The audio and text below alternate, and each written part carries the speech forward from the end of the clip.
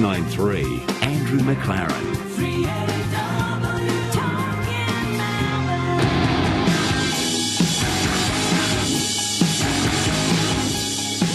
All right, it is overnight on 3AW. This time of the morning we talk media, and that means we talk to Nick Hayes, the guru who sees all, knows all, but says, well, does say all, actually. At times he's a flapmouth. From his seat in WA, good morning to you, Nick Hayes. Good morning, Andrew. Good morning, Mark. Good to have you with us now, Nick. Now, it's the breakfast television in the spotlight at the moment, isn't it? It is page 3 of the Sunday Herald Sun. Andrew, I was in town over the weekend. I love my newspapers. I love listening to Melbourne radio. You know what's beautiful about Melbourne radio? You guys talk about more than 2 football teams. You talk about all the football teams. Oh, of course, yes. Coming from the West, as far as you're concerned, there's only 2, aren't there? And when you're a lonely old North Melbourne supporter sitting over in the Big West, it's depressing. But look, I was over on the weekend. I picked up the Sunday Herald Sun, page 3, probably the most read page of all newspapers, page 3. Yeah. It's the one that when you open across over the front page, you're just looking straight at it. And it's there, and a big story suggesting that Lisa Wilkinson of the Today Show, Channel 9, her head is on the chopping block.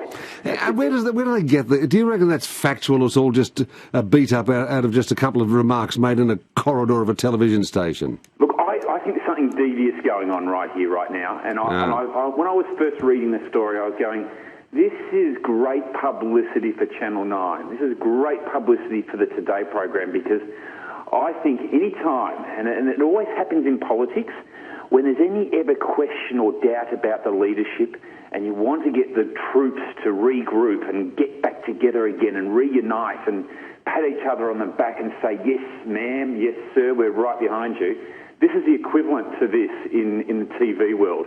This is basically putting some doubt around Lisa Wilkinson, Carl Stefanovic, and even to a lesser degree, one of their other girls there, Georgie Gardner. Who are all very good, I might say. I think Lisa Wilkinson's just a delight. I think Lisa Wilkinson's probably the best female personality on TV. I think she has got one of the smartest brains. She's very good. She knows how to work the camera, and she knows her audience. She is what probably would be the best female personality on television, probably without a doubt. Fabulous smile. Fabulous smile. She knows her stuff. She's a mum. She's an older woman as well. She's just got a bit of everything. And, I know a couple of people that have worked with her. She's so good in front of the camera. The camera just goes to her. It does, doesn't it? The breakfast industry, as far as revenue goes, breakfast television industry, what's it sort of worth in the course of a year, Nick? Do you have any idea? At least $100 million, at least. Wow. When I saw those numbers, I thought, well, could that be right? And I've gone back and I've asked a few of the people in the advertising world today, and I've asked a few of the people that are producers of fairly large programs, and they said at least. It's at least. So $100 million. I didn't realise there would be that much money at that time of the day. What sort of numbers would, say in Melbourne, would the Today Show get with Lisa and Carl? Well, they're pushing really quality numbers. Melbourne and Sydney, Carl and Lisa are really, they hold the audiences there. They monitor it minute by minute, that they can get those kind of figures. But if we were looking at the kind of people, look, the reason Channel 9 and Channel 7 Sunrise program wants the Melbourne and Sydney market is because of the population. Now, the population, what are they watching? How many are viewing? Look, they'll hit in the hundreds of thousands easily, but I think you're probably looking at the sort of the 4 to 5s and a little bit more, because it's some of the peak periods there, and they do it minute by minute. They can actually rate what a particular expert or a particular interviewee rates. If people start turning off, they start turning on. It's that. The technology that's behind it is just brilliant. Very fine, isn't it? But yet you say Lisa and Carl are actually winning in Sydney and Melbourne. They're winning the Sydney and Melbourne market, and they're the only 2 markets that the big boys really care about. Well, why then is there any kind of question over their continuing in their roles? Well, this is where it all gets a bit mischievous, Andrew. I think that there is something going on, and I think this could be one of the great publicity stunts There's been a few whispers going around. Karl Stefanovic has been a little bit cheeky with the media, I think. He's suggesting that he'll throw out the alarm clock if he gets asked to move on. He hasn't really sort of dismissed any of these ideas or thoughts that are out there. And the poor old journo from the Sunday Herald Sun, I can't give her name right now because I don't have it here in front of me. She's probably caught wind of it or has been given this story to file, and really it starts to write for itself. But I think it's a bit mischievous in that, again, getting back to that idea that when we're in doubt or if you want to stop or curb, because actually Sunrise, Channel 7 Sunrise wins the numbers nationally, but it's only because they're more popular in the Brisbane, Adelaide and Perth markets. But they only want Melbourne and Sydney. That's all they really do care about. But it's a bit mischievous because I think that they're just sowing the seed out there. What do you think, guys? Are we going to stop Sunrise from growing any larger? And let's get the focus back on Channel 9 and the Today program. Yeah, let's get back to Channel 7 for the moment, Sunrise. It has worked to their advantage, though, I gather, putting Samantha Armitage in the chair instead of or replacing Melissa Doyle with her. Yeah, look, it's worked beautifully for them. We first talked about it when they did it last year, and I think that was the best choice that they can go away and make. Look, I don't have particular views on David Koch, but I find his voice annoys me.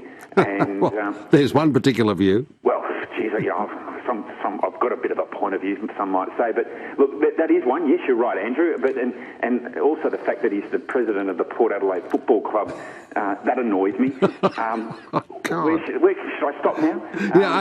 Yeah, okay. You're a real big Koshy fan. No, I don't actually despise him. I just find him a little bit painful.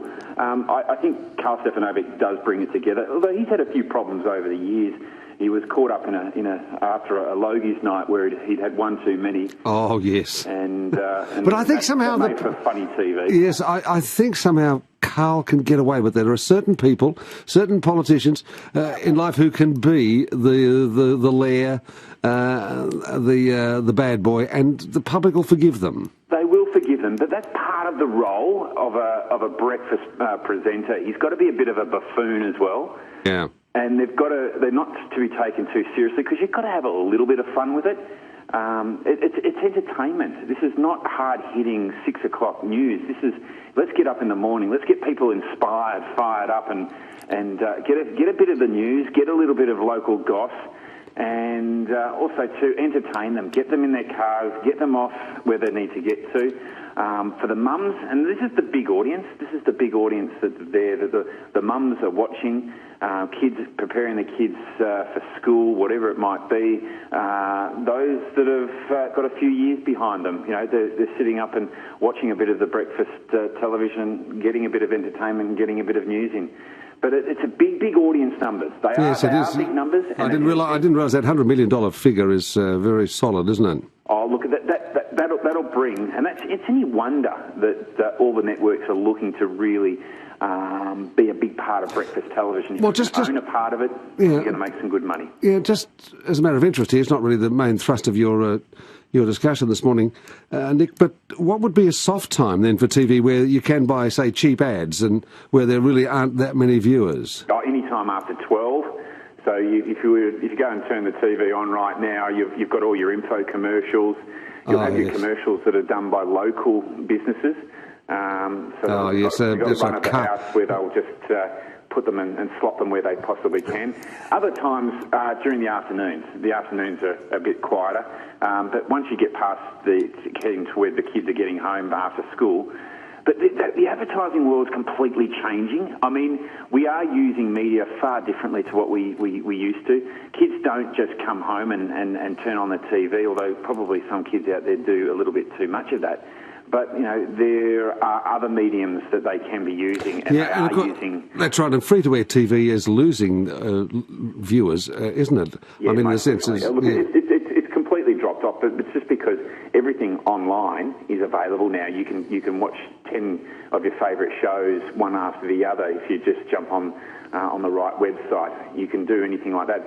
And kids are a lot more how would you say it? They're a little bit. They'll look at what's in front of them, and they'll go through it with a fine-tooth comb because they're quite particular about their viewing habits. That's so true. That is so true. Well, look, we can't talk breakfast television though without mentioning the Channel 10's efforts too.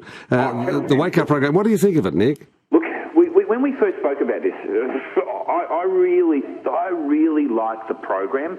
I think it's probably the most refreshing breakfast program I've seen for a long, long time. I think you're watching 9 and 7, you're almost watching the same thing all the time. Channel 10's trying to do it a little differently. They are too. Yes, with numbers. There's no denying it. Yes, they're going to have to improve pretty soon, aren't they? They've got a pretty look.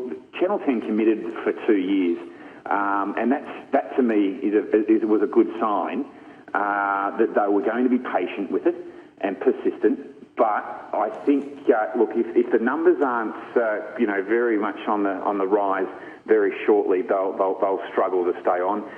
Adam Boland, who was a well-known producer in the industry, his moving on hasn't helped the cause much either. And look, it's tough times for them. But if Channel 10's going to do this, they're going to not necessarily steal audience from Sunrise and from Today. They're going to have to come up with their own audience. And they can do it if they do it differently. And that's going to be a big commitment. And I think that they're doing a great job right now as we speak. But it just depends on how long Channel 10 will persist with it. Yes, it'll be interesting to see just what the fate is there. Now, interesting to hear your summation, your take on breakfast TV.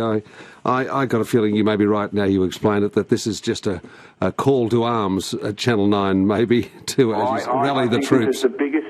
look, you know what? I think there's some very smart publicists and PR people out there, but I'm sure if people were picking up the Sunday Herald Sun on Sunday and having a read, they're probably outraged. There might have even been a few tears. The thought that Lisa Wilkinson might move on. But I've got it from good authorities there from Camp 9 that none of them will be moving on. In fact, their numbers will start to improve. They've got the Melbourne and Sydney markets. They've just got to stem or at least stop the hemorrhaging of viewers from the Perth, Adelaide and Brisbane markets, and they'll be fine. Yes, interesting. Always so hard to go national in so many ways, isn't it? There's all those little regional variations, even in Australia, which is a rather homogenous society, really, considering all. Thank you so much, Nick, and good to talk to you. Good on you, boys. I'll talk to you next week. Nick Hayes. Now, before Nick goes, do you watch any breakfast television? Let's hear from you. Would you like to see Lisa Wilkinson go? Who would you like to see replace her if she does go? If she leaves, and Carl, who would you like to see take over? Are you a Koshy and Mel fan? Do you resent Sam being there? Tell us all about your thoughts. Have you watched the Channel 10 breakfast offering? Does it appeal to you? Change your viewing habits at all? Give us a call, 96900 693. 96900 693 is the number. More and more doctors are